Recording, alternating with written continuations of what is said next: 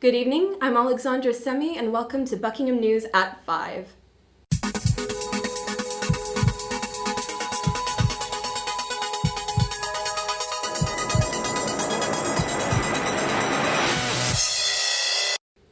A decision to close the Aylesbury Vale District Council offices in Buckingham and Winslow is to be reconsidered following a meeting last Monday.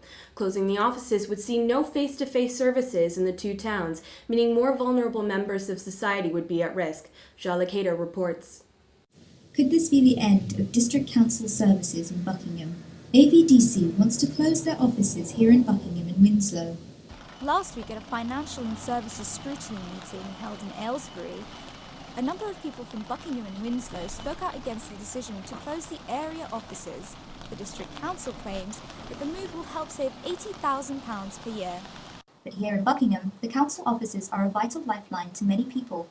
Well, I think for those who come from a socially disadvantaged background, they may be able to get into Buckingham, but to get into Aylesbury, to go into a council office, they just haven't got the money. There are lots of people that don't drive, and the only way is to go to either Aylesbury or Milton Keynes. And Milton Keynes are not classed as Buckingham, so you have to go to Aylesbury. The decision to close the offices was based on the fact it would save money, despite it being the only face-to-face service in the town with the District Council. This has created some cause for concern with local groups such as the Citizens Advice Bureau. I think the concerns that we've got in the local community is to make sure that the most vulnerable people are looked after. The council have clearly done a lot of thinking about what they can do to ameliorate the centre closing down. Even though the council has sent the plans to be reconsidered, the battle is not over yet. This was set up as a one-stop shop in 2005. And the idea was that all three councils would pull together and work together, and the district council seems to be wanting to leave that marriage for its own purposes, not respecting the other things. But I am not going to just back off. The public owed a little bit better than notice by service disappearing. There was no public consultation about this. The battle for campaigners and Buckingham councillors is not over, but one message is clear: the support from the district council is being pushed in the corner. This is Jala Cater for Buckingham News. Damien Wilson recently became Student Union President for the University of Buckingham, with his time in office lasting from January to June. Jan Golan spoke to Damien about the apparent calm after chaos in the Student Union. Damien Wilson automatically became the Student Union President after the December elections, as there was no one left to challenge him in that election. While some had issues with his being unchallenged, others were eager for a different SU President. We spoke to Damien Wilson about the SU and what he is hoping to achieve. What are your main aims whilst in office? My biggest aim, I would say, is putting in some structure into the way the SU does things. What is the financial situation after the last student union team? I'm one of those people, I really hate to dwell on the past, and we all know what's happened in the past, and we won't dwell on the things that's happened in the past. The financial situation when we came into office, it wasn't what we would like it to be, but it wasn't the worst of all situations. Will the finances be published from now on? A lot of the things that the SU decide on, including the minutes of executive meetings, will be published on the website. The budget will be published on the website. That will be incorporated into the biannual general meeting report, which under our Constitution we have to make accessible to students. Damien Wilson has many plans for these next 2 terms. Buckingham News will keep you updated on further student union plans and how the student union is progressing. This is Jan Golan, Buckingham News. Stonehenge is not only considered a site of spiritual and historical significance, but also is one of the archaeological wonders of the world. Christine Malenga reports in a lecture delving into the origins of the prehistoric monument. We're here at the Ian Fairbairn Lecture Hall, where Senior Research Fellow in Archaeology, David Jacques, is giving a lecture on the origin of Stonehenge in hopes of shedding some light on the secrets of the prehistoric population. David Jack and his team carried out historically significant excavations at Vespasian's camp near Stonehenge. They discovered new evidence which paints a picture of what the first human settlement of Stonehenge was like during the Mesolithic period. We got, in one long weekend, please do take this down if people are writing, 5,000 tools. So much for 50 in 300 years of excavation. Look at the quality of these finds. They're beautifully napped. I mean, this one in particular was so sharp, as many of the tools are that we're finding. The diggers, the excavators, cut their fingers on them. So that's how pristine these things were and are. We asked David Jack a few questions after the lecture. Why do you think Stonehenge was built? I think it's in response to something, and it looks from the results we've got from our project as though that something is a seriously significant Mesolithic occupation of the landscape that goes all the way back to 9,500 years ago. What are the most rewarding aspects of archaeology? I think working with people sort of flowering.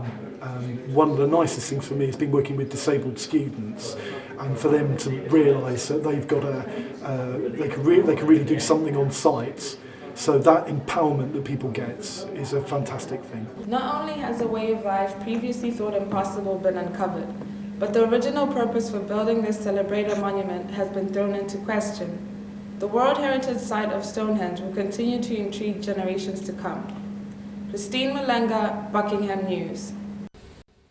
In other news, a Buckingham woman who died following a medical episode on Tuesday, the 21st of January, has been formally identified. Catherine Ellis, 24, was pronounced dead after emergency services were called to a property in Addington Road. A post-mortem report proved inconclusive pending further investigation. 3 men arrested in connection have been released on police bail. Free cash machines have now been placed on the university campus, located in the Franciscan Building and the Old Tanlaw Mill. The previous machines charged a fee for withdrawals. The idea of free cash withdrawals was a popular issue on our Facebook page, which you can follow here. It's a new year and a new look for the Hunter Street Library after students called for more study space in questionnaires completed last year. The top floor saw additional shelving and books alongside new tables and power supplies. For those wanting to study in groups, the ground floor has had 2 glass rooms installed, both of which are proving popular with students. Buckingham News was granted an interview with filmmaker Justin Chadwick, director of last year's poignant Mandela, Long Walk to Freedom. Meg Pettit went to meet him. Justin Chadwick is a British director whose works include The Other Boleyn Girl, The First Grader, and more recently Mandela, Long Walk to Freedom. The film stars British actors Idris Elba and Naomi Harris as Nelson and Winnie Mandela. We spoke to director Justin Chadwick about his latest film Mandela, Long Walk to Freedom. And what were your initial aims with Mandela, Long Walk to Freedom? My initial aims were, I was quite hesitant about getting involved in the film because it's such a huge, big story, and it was to try and make it relevant to an audience now.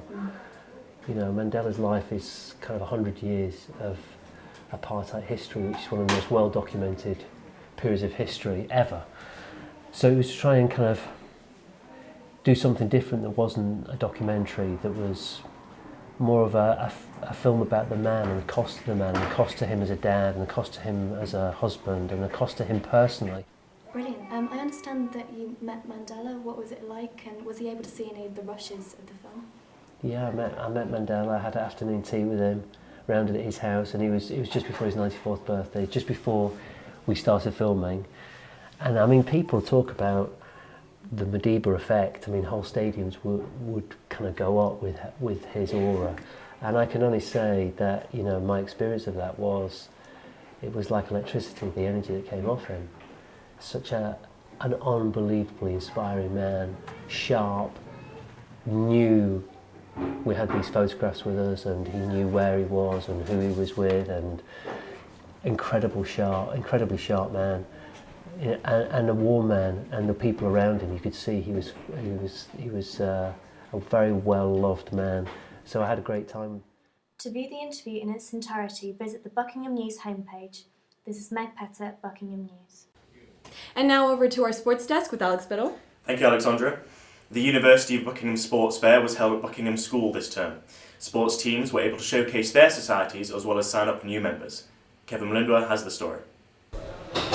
I'm here at the Buckingham School where the University of Buckingham is hosting its termly sports fair. We asked the numerous societies what they were looking to gain from the event. One thing that we're really looking forward to is promoting our company name, Everyone Active. Looking to get everyone active at least 5 times a week for 30 minutes. Today we're trying to get new people to join in the team. We hope to have really committed people, and we just want to have people to go to competition with us. Looking forward to signing new members because we lost a few of our main team members the last set that just graduated, and we're hoping we'll be able to sign up a few people and run through the moves and see who's ready and dedicated so we can really improve the club. The football club has been running for a year and a half, and the best thing about this event is that we're allowed to get new freshers interested in football in the best way possible, of having a great event where they can come and take a look at every sport. I mean, football's been a big sport in Buckingham.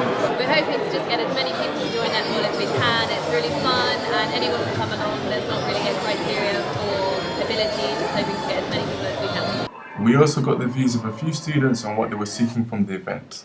Well, it's been quite empty so far, but I'm hoping some more people will turn up and make the place a bit more lively. Everyone's friendly and hopefully everyone will join up for some clubs. I wanted to join some sports activities to exercise myself and to make new friends. Let's see what sports clubs University of Buckingham has.